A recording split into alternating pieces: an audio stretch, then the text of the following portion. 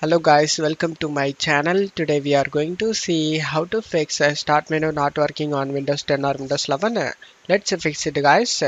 Method 1, you just need to press in keyboard Ctrl Shift plus Escape key together to open up Task Manager.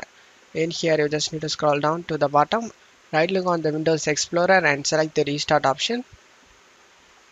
Now you can check if the problem solved or not.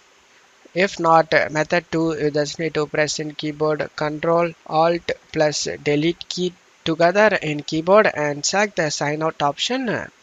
After signing out, you just need to log back into your account and check if the problem solved or not.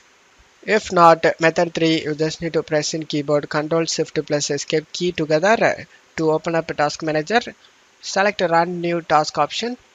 In here you just need to type a partial and check mark this option guys. Create this task with administrative privileges and select OK. And now check my video description for this command. Just copy the command and paste it and press enter.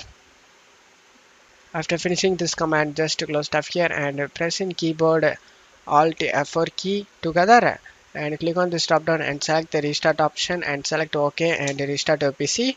After restarting your PC, you can check if the problem solved or not.